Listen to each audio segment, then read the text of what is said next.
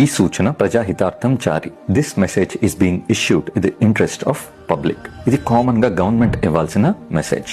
Unfortunately ఈ సిచ్యువేషన్లో government అయితే అది ఇవ్వలేదు. సో మేము డాక్టర్స్ ఇవ్వాల్సిన అవసరం పడుతుంది. ఫేక్ ORSL కాంట్రవర్సీ గురించి ఈ పాటికి మీకు తెలిసే ఉంటుంది, లేదంటే ఒక స్మాల్ అప్డేట్. 2015లో ORSL అనే ప్యాకేజింగ్ తో వచ్చి అద్భుతమైన మార్కెటింగ్ తో విపరీతమైన సేల్స్ చేసింది.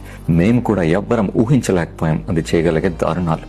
దాని మీద క్లియర్గా ఇది డయేరియాకి లేదు, వాడకూడదని రాసున్నా పాపం తెలియక పిల్లలకి డయేరియా, వామిటింగ్స్, లూజ్ మోషన్స్ వచ్చినప్పుడు పేరెంట్స్ ORS అడిగితే ఇది ఇచ్చి చాలా మంది ప్రాణాలు కూడా కోల్పోయారు.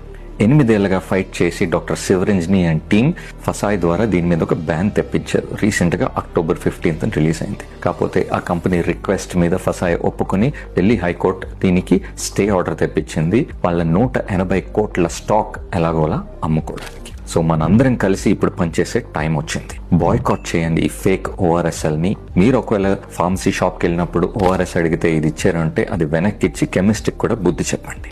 స్టాలిన్ సినిమాలో చిరంజీవి చెప్పినట్టు ఈ మెసేజ్ ఖచ్చితంగా 3 లేదంటే 30 మందికి, కుదిరితే 300 మందికి షేర్ చేయండి. వాళ్ళని ఇంకో అంతమందికి షేర్ చేయమని చెప్పండి. అవేర్నెస్ పబ్లిక్ లో డెవలప్ చేసి గవర్నమెంట్ చేయని పని మనం చేద్దాం. మన పిల్లల్ని మనమే కాపాడుకుందాం.